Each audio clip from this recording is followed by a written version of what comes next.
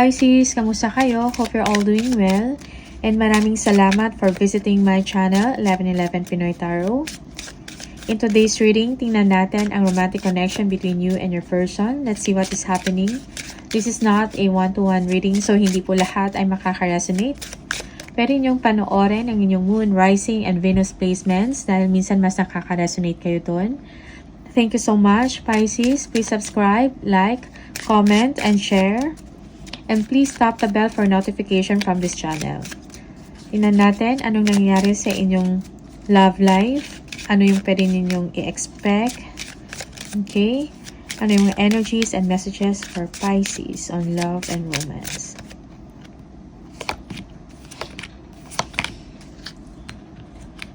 Merong Hand of Cards. Take a chance. Risk. Being strategic. Options. Not showing hand. Gambling. Okay? Yung iba sa inyo, when it comes sa love, sa relationship, or with regards sa someone else, willing kayo mag-take ng risk, ng chance. Okay? Yeah. Mirror. Mirroring each other, self-image, relationships reflect our wounds, introspection. Okay? Mirroring each other. Ginagaya yung isa't isa, yung mga behavior, yung mga galaw, okay? Okay? Nagpapakiramdaman. The Dragonfly. Be light-hearted, finding out things coming to light, adopt, change, and heal. Yeah. You're finding out something. Okay? Coming to light. Things coming out. Things coming to light. The Sword and Rose. Clarity, truth, revelation, solidarity, force, honor, protection, and power. Okay? Merong revelation of something, some truth. Okay? Parang unti-unti na nagiging clear sa inyo yung situation. Yeah. Things coming to light. Okay? Nang iba sa inyo, may nakukuha kayong information about your person. Okay? Kung anong nararamdaman niya sa inyo and vice versa. Yeah. Merong introspection, nag-iisip about sa inyong dalawa. Okay? Sa inyong sitwasyon. Let's see.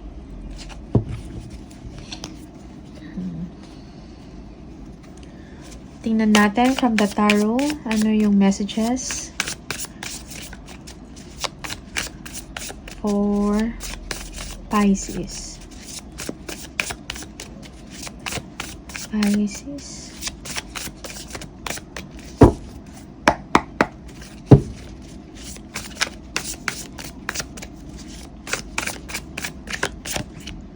Okay.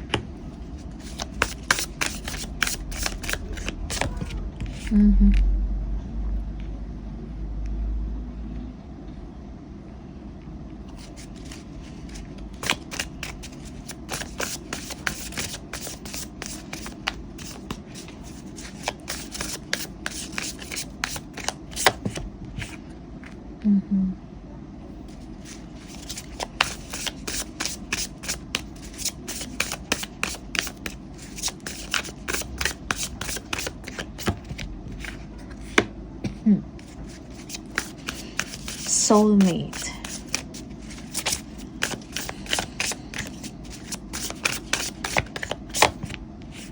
Okay.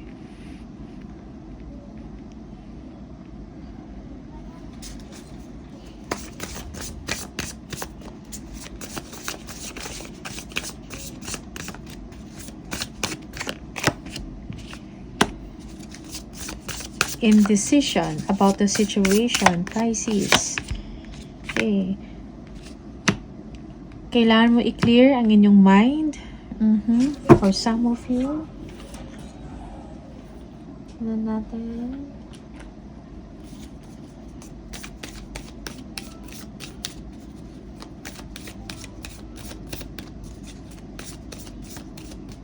Yeah. So, yung person ninyo, mahal ka ng person mo, may special feelings for you, Pisces, okay? There is purity. Okay. Yeah. It seems that your person is disappointed in the situation, sa sitwasyon ninyong dalawa. Yeah, restriction. Maybe there is a restriction in the relationship. No expansion, okay? There is a limit. Yeah. That is the challenge. Yun yung problema ng situation. Okay? Tingnan natin, Ace of Cups. Yeah, Ace of Cups. Ace of Cups. Your person is in love. Yeah. Mahal ka ng person mo. Meron siyang nararamdaman. Okay? Para sa inyo, special feeling. Pisces.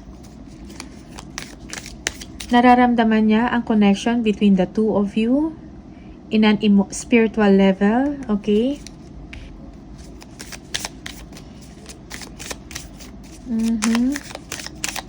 Four of Swords. Bakit may Four of Swords? The Lovers. Yeah. Okay. Okay. Maybe your person, meron siyang past experiences na parang hurt siya before or disappointed. Merong breakup and separation, hindi pagkakaintindihan sa kanyang previous relationship. Okay? Yeah. So, yung person mo is currently healing or overcoming heartaches. Okay? Yeah. Okay. For some, your person is heartbroken because you cannot, parang he or she cannot be with you. Okay. There is a limitation. There is restriction. He or she, both of you cannot move forward, Pisces.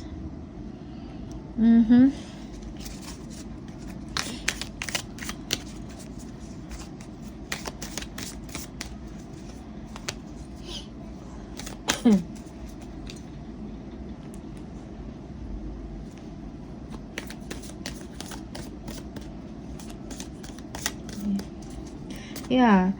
Parang may deep feelings yung person ninyo, Pisces, sa inyo. Okay? Yeah.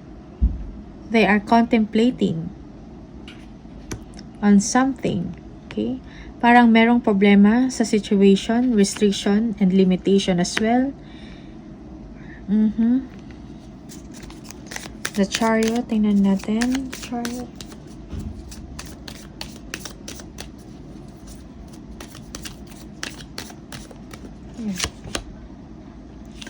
Knight of Cups. Yeah.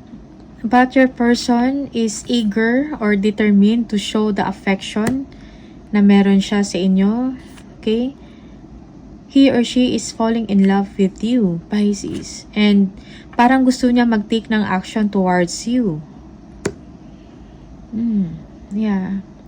Yeah, your person is dreaming about you, Pisces. Yeah.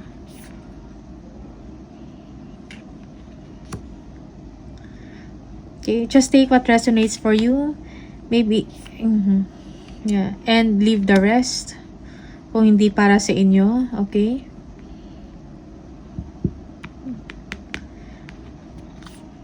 Gusto niya i-express, gusto niya ipakita sa inyo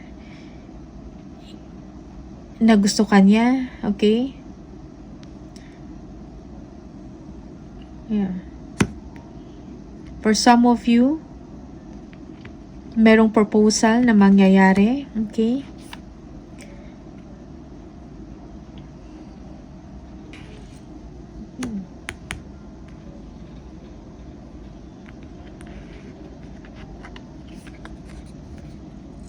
Okay. Wow.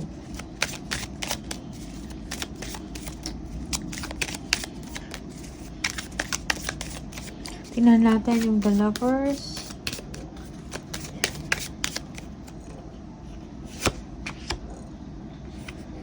Yeah.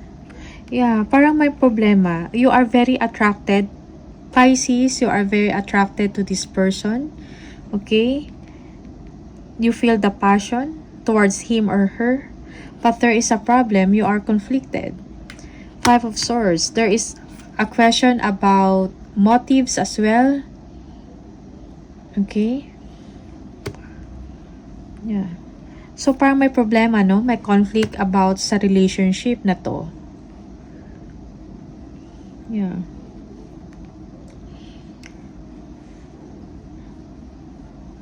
Yeah, may mutual feelings.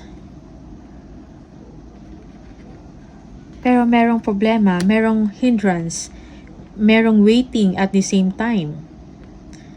Okay?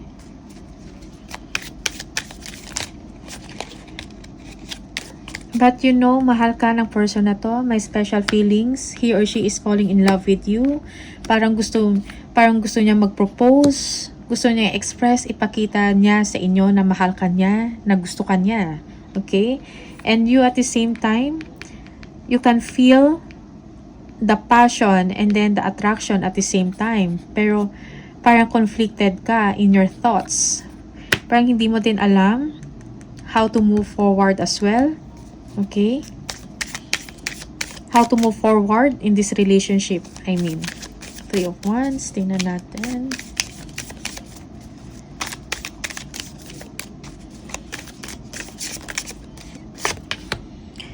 Yeah, Two of Pentacles. Juggling. Okay? Yeah.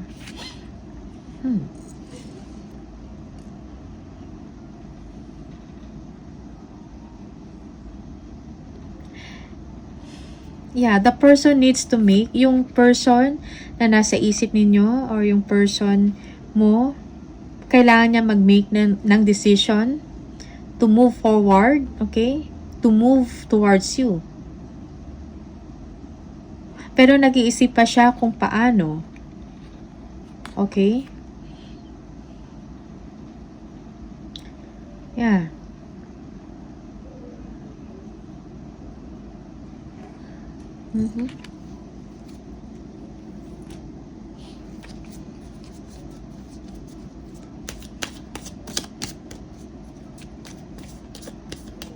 Yeah, for some of you, this is a long distance relationship. Okay? Parang hindi makagawa ng aksyon dahil magkalayo kayong dalawa.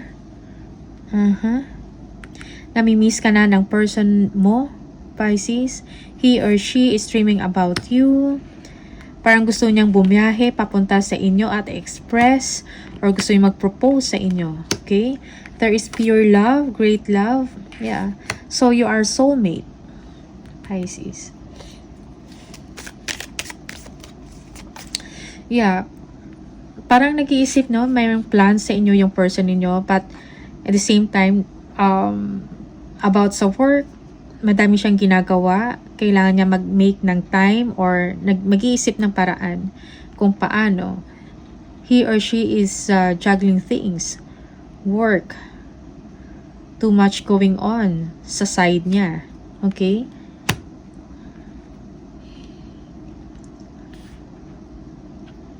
Yeah. Yeah, for some of you, he or she is planning to travel, to see you.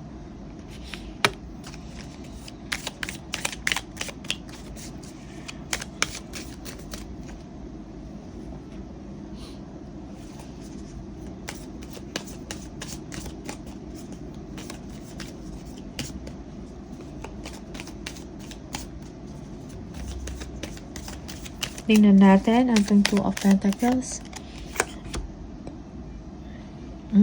Knight of Wands. Okay. Yeah. So, nag-aantay lang ng tamang panahon at ng oras or ng chance para makapunta sa inyo yung person. Okay. Yung person ninyo. He or she is wanted to take action towards you. Yeah.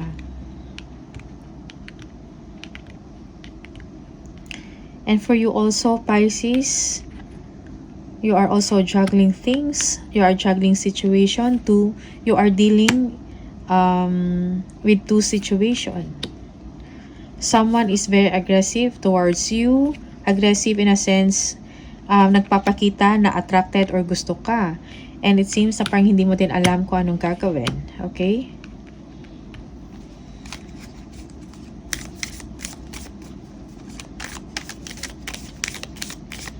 Yeah, Ace of Swords. Ano meron sa Ace of Swords?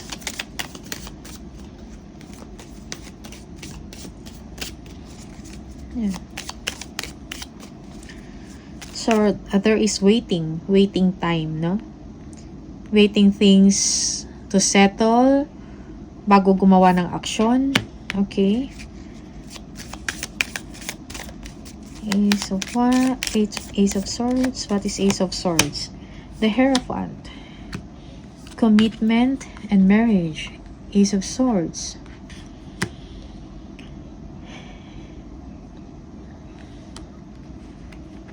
Yeah. Yeah, so you need to think smart, Pisces, regarding your situation. Yes, for some of you, you are dealing with two situations. Okay? Yeah. Yung iba sa inyo, you are already in a committed relationship. Okay? And someone else, parang nagpaparamdam na gusto ka. Okay? You need clarity. Okay? Kailangan mo isaalang-alang ang inyong commitment, Pisces. Okay?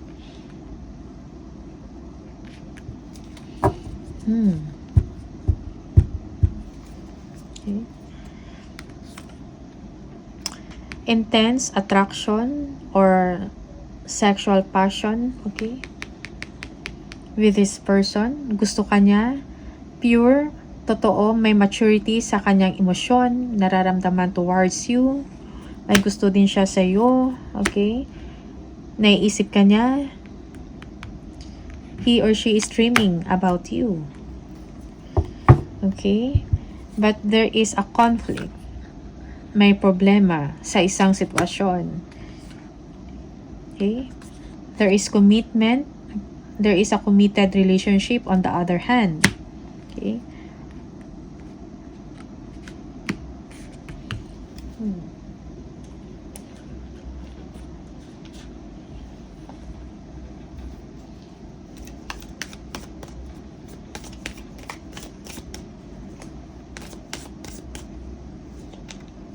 So, you need to make a decision. Okay? And yeah, objective decision. You need to make a decision about your situation, sa sitwasyon mo. And kailan mo din isaalang-alang, as I've said earlier, yung commitment, okay? In the relationship. Tingnan natin ano yung hidden truths from your person for Pisces. Just take what resonates for you, Pisces, and leave the rest for Pisces. Hidden truths from your person. You are the best thing in my life. Okay. I am becoming a better person. Okay. Pisces. I knew exactly what I was doing. Okay. Kuha pa tayo isang message for Pisces. Advice or message for Pisces.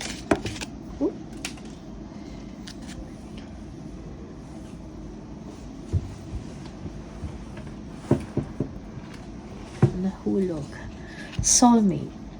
Your soulmate is already with you in spirit. Believe this and they will manifest physically.